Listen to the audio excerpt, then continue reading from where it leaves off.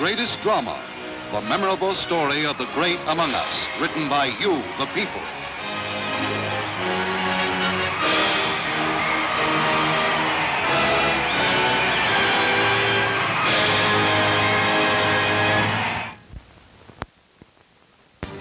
This chapter, The Silver Fox, the story of Gar Wood.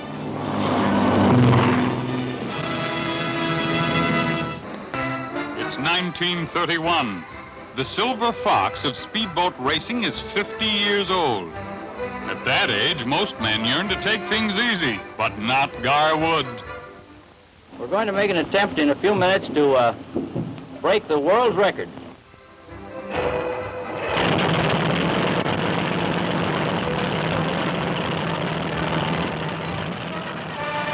To set a new record, Wood must reach 100 miles an hour. Water is as hard as glass at that speed.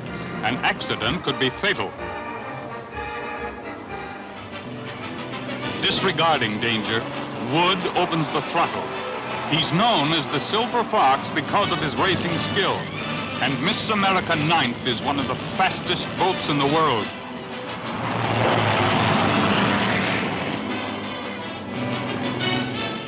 "102 miles an hour, a new record. The oldster is tops in a sport that demands the iron nerves of youth. The secret of his success, courage and self-confidence. Those qualities marked Gar Wood's career from the beginning. Born into the horse and buggy age, Gar Wood was an automotive pioneer. In 1912, a struggling mechanic, he invented a hoist for dump trucks. It made him wealthy. Next step, manufacturing motorboats, a natural transition. Gar Wood had made a hobby of speedboat racing and captured several trophies. Then, in 1920, he built the first Miss America, christened by his wife. It was the start of a great adventure. He had challenged England to race for the Harmsworth Trophy, the World Speedboat Championship. Osborne Bay, England, scene of the Harmsworth International Trophy Race of 1920. For Gar Wood and his mechanic, Orlin Johnson, it was the climax of months of preparation. But they were low-rated by the experts. Gar was the underdog as he took the Miss America out to the starting line.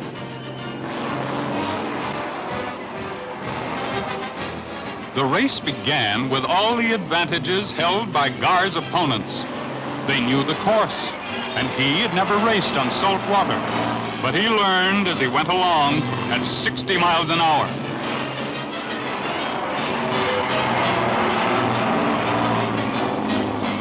The spectators had never seen such daring driving.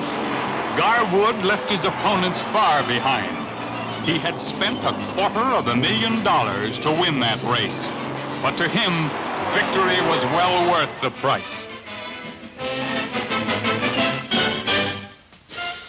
Back to the United States went the Silver Fox, bearing the precious Harmsworth Trophy to its new home. He was a family man with all the responsibilities that come with a wife and child. But he was now also the speedboat champion of the world, ready to defend that title against all challengers.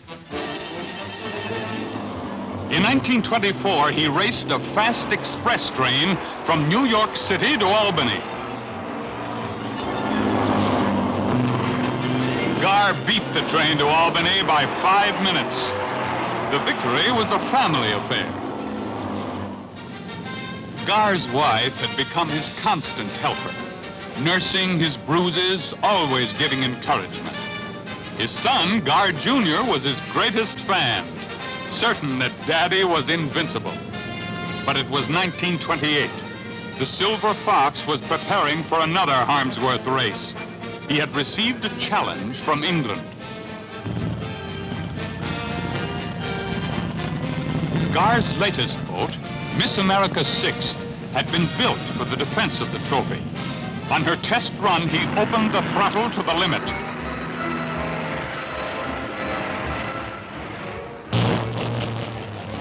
Suddenly it happened. the thing Gar feared.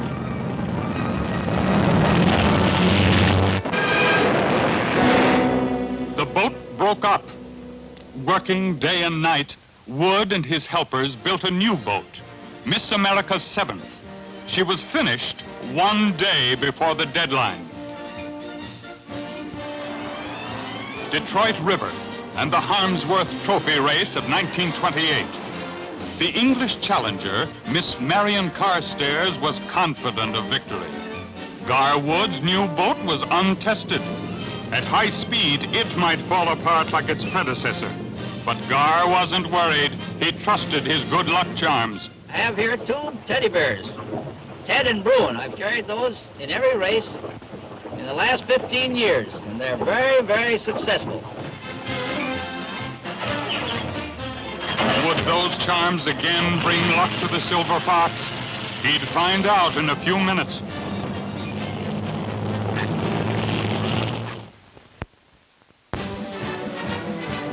Gar Wood entered an untested boat in the Harmsworth race of 1928. His supporters prayed for him to come through unharmed. But risks to the Silver Fox were part of the game.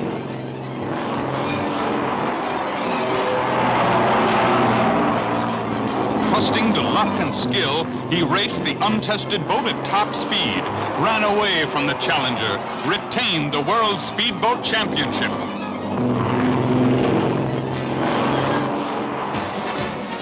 Gar Wood's mascots had brought him through safely. Undiscouraged, Miss Carstairs bid twice more for the Harmsworth Trophy. She increased the speed of her boats, but it was a losing fight. Wood improved his Miss Americas and retained the trophy.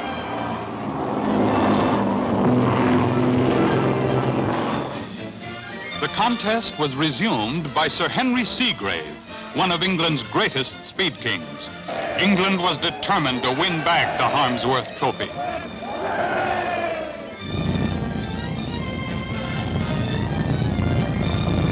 Segrave's boat, Miss England II, was enormously powerful.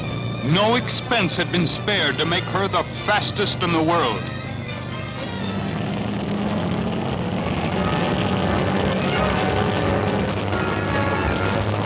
She made her test run on a Friday the 13th, a day of calamity. The boat exploded and sank. Segrave was killed. Kaye Don took Segrave's place in the Harmsworth Trophy struggle. It was 1932. Gar Wood faced his toughest opponent. He had redesigned his engines to produce 8,000 horsepower. But was that enough to beat Kaye Don, who had broken the world speed record?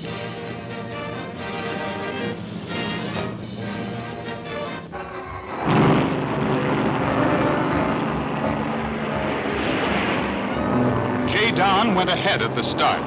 The snow-white English boat, powered by Rolls-Royce airplane engines, flew over the water like a rocket. Something was wrong with the Miss America. Gar Wood couldn't bring her to top speed.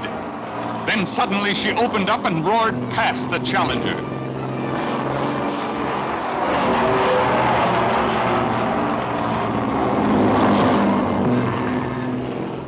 Victory! Gar Wood retained the championship, but it hadn't been easy. I think that Kaye Don gave us the hardest race we ever had.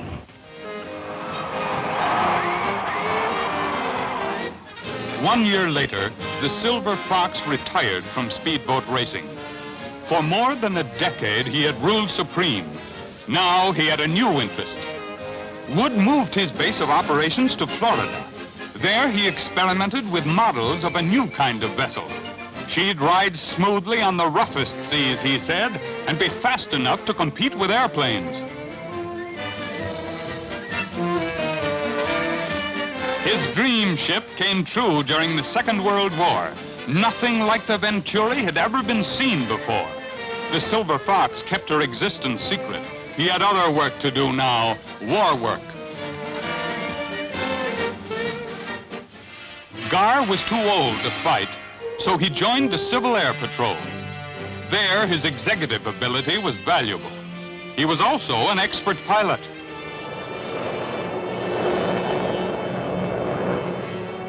He flew many missions during the war, patrolling the United States coast. The United States also had him to thank for its PT boats.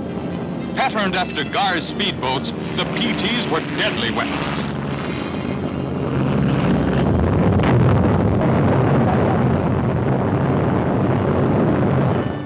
The war ended. Gar Wood returned to Florida and the Venturi. The ship was all he had hoped for. Fast, easy to handle, and so seaworthy that she seemed to be unsinkable. She meant more to him than all his racing trophies. The Silver Fox made a new prediction. The Venturi, he said, would be the model for all future ocean liners and aircraft carriers.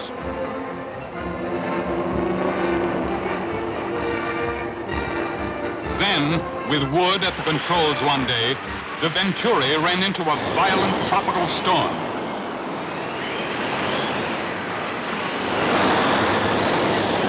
Giant waves battered the ship's wooden hull, and Gar Wood, struggling to save her, learned she was not unsinkable.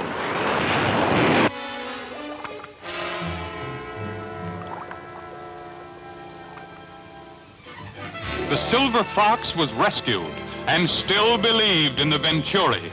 A steel hull, he said, would have withstood the storm. He would carry on.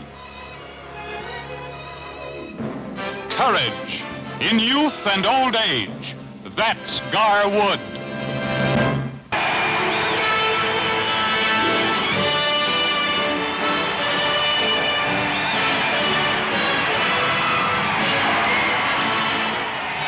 Be with us again next week at this time, when the greatest drama, true film biographies of the great among us, again comes your way.